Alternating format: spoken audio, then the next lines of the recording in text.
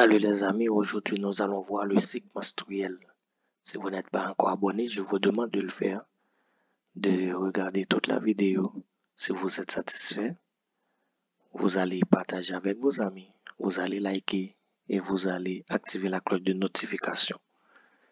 Et aussi vous pouvez laisser un commentaire juste pour m'encourager. C'est présenté par Dr Milton Noël, pharmacien, médecin, obstétricien, gynécologue.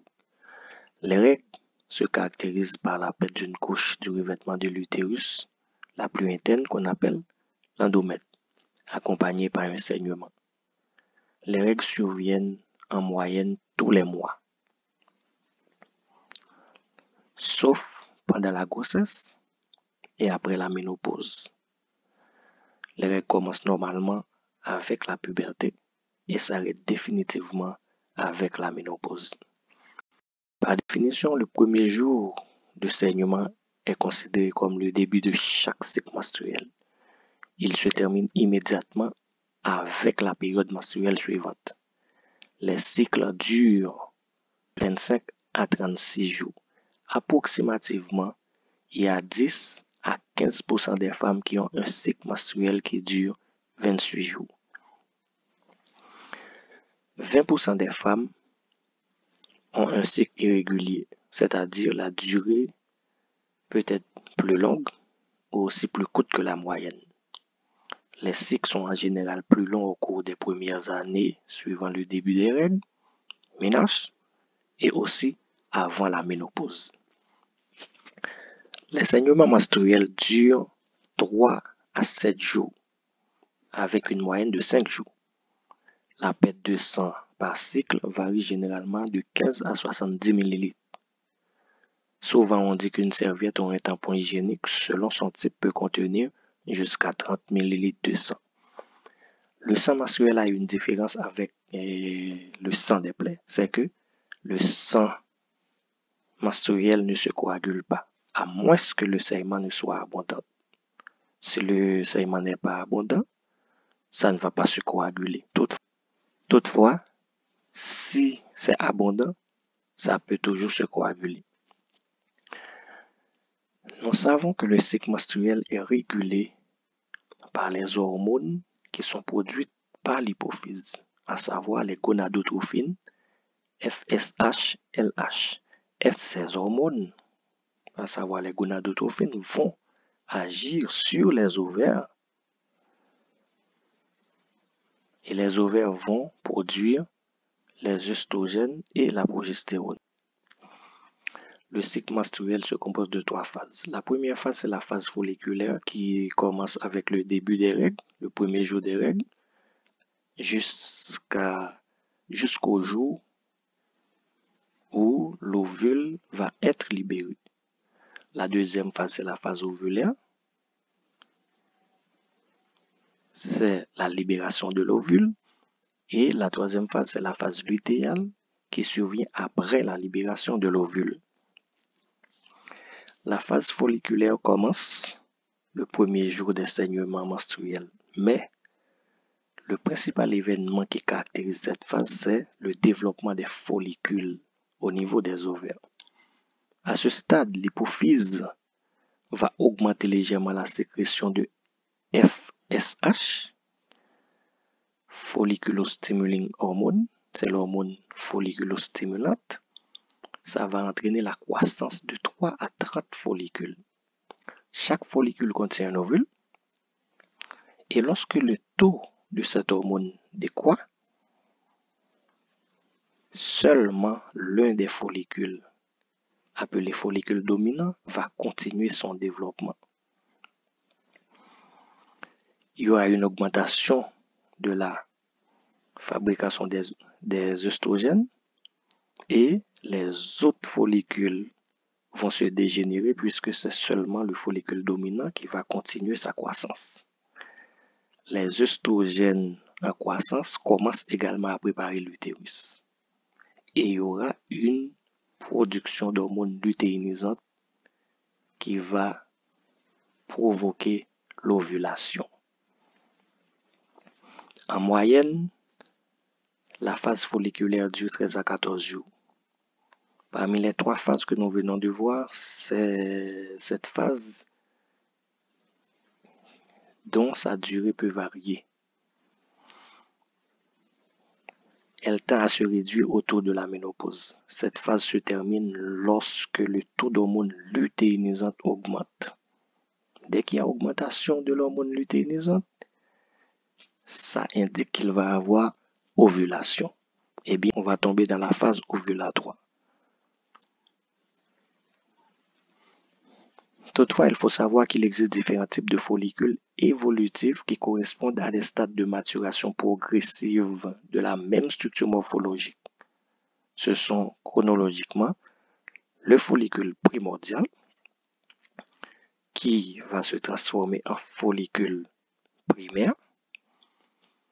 Ensuite, le follicule primaire va se transformer en follicule secondaire préantral et le follicule secondaire préantral va se transformer en follicule tertiaire, soit antral ou cavitaire, et c'est ce follicule tertiaire qui va se transformer en follicule mûr ou follicule de Graaff qui va continuer à grandir et va libérer ou va se rompre pour libérer l'ovule.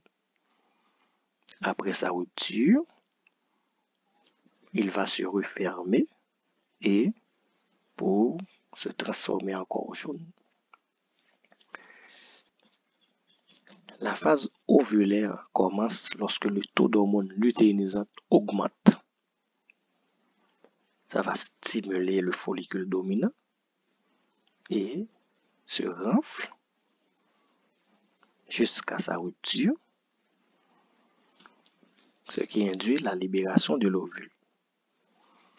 Le taux de l'hormone folliculostimulante va augmenter, mais jusqu'à date, nous ne savons pas la raison pour laquelle cette hormone augmente, parce que le mécanisme est mal connu jusqu'à maintenant. Et cette phase dure environ 16 à 32 heures. Elle se termine avec la libération de l'ovule, environ 10 à 12 heures après l'augmentation de l'hormone lutéinisante, LH. L'ovule qui a été expulsé sera prêt à être fécondé 12 heures après sa libération. À ce moment, l'élévation de l'hormone lutéinisante peut être détectée par la mesure de son taux dans les urines. C'est cette mesure qui permet de déterminer à quel moment l'ovulation a eu lieu ou aura lieu. Les probabilités de succès de la fécondation sont liées à la présence de spermatozoïdes dans le stractus génital avant l'ovulation. La plupart des grossesses résultent de la relation sexuelle ou de relations sexuelles qui précèdent de 3 jours de l'ovulation. Les spermatozoïdes ont été déjà là. Ils sont dans la filière génitale, vont cheminer au niveau de la trompe en question et 10 à 12 heures de temps après la libération de l'ovule qui chemine au niveau de la trompe, eh bien, les spermatozoïdes vont rencontrer cet ovule et l'un d'entre eux va féconder l'ovule. La phase lutéale commence avec l'ovulation. Elle dure environ 14 jours, sauf en cas de fécondation. Au cours de cette phase, le follicule qui a été rompu et libère l'ovule va se refermer et va constituer le corps jaune. Le corps jaune va produire une quantité croissante de progestérone et on va voir que le taux de progestérone augmente.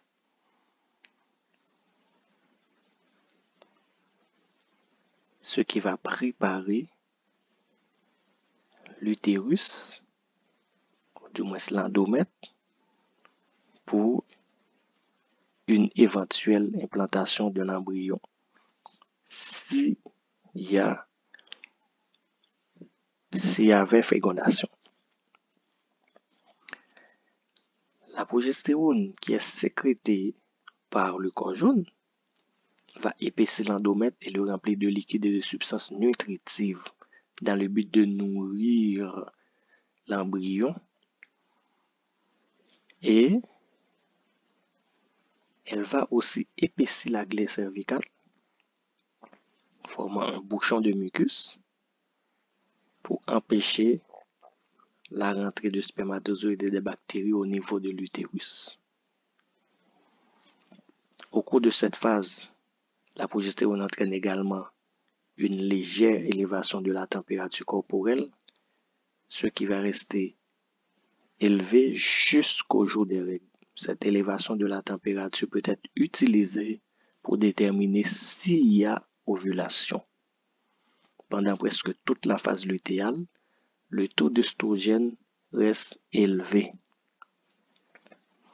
Il faut savoir aussi que les œstrogènes stimulent également l'épaississement de l'endomètre pour se préparer à la nidation.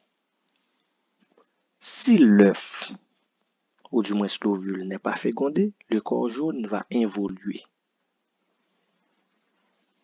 Et cette involution va entraîner une diminution du taux de progestérone puisque c'est le corps jaune qui produit la progestérone. Eh bien, dans ce cas, on va avoir un nouveau cycle qui va commencer avec la survenue des règles. Et aussi, cette élévation d'œstrogène et de progestérone va entraîner au niveau des seins une dilatation des canaux galactophores ou lactifères. Et par conséquent, les seins peuvent devenir gonflés et devenir douloureux. À la phase lutéale, l'utérus augmente en emmagasinant des liquides et des substances destinées à nourrir l'embryon, ce qui est fait à cause de l'augmentation de progestérone et des œstrogènes. Maintenant, si la fécondation n'a pas eu lieu, le corps jaune va involuer, le taux d'œstrogène et de progestérone vont devenir bas. Le taux de progestérone et le taux d'œstrogène seront très faibles et en conséquence, il y aura la survenue des règles. Et c'est cette couche superficielle de l'endomètre qui va involuer, qui va se desquamer pour participer au saignement menstruel. Vous voyez ici, le taux de progestérone et d'œstrogène vont chuter. Et cette partie de l'endomètre qui était épaissie, eh bien, avec la survenue des règles, et ça va couler et devenir moins épais qu'avant. Si toutefois il y avait fécondation, eh bien, il y aura cheminement de l'œuf à l'intérieur de l'utérus, il y aura nidation. Eh bien, avec le corps jaune qui est resté, on aura un taux de progestérone et d'œstrogène qui est haut. Eh bien, on va avoir avec l'implantation une hormone qui va être produite. Cette hormone qui est produite, c'est l'hormone gonadotrophine chorionique humaine, HCG. C'est cette hormone qui va maintenir le corps jaune et sa production de progestérone jusqu'à ce que le fœtus est en mesure de produire ses propres hormones. Et c'est cette hormone qui va être détectée au niveau des urines lorsqu'on utilise un test de grossesse, juste pour savoir s'il y a grossesse. Je vous remercie. J'espère que vous avez bien regardé la vidéo et de bien comprendre la fluctuation des hormones et les phases du cycle menstruel.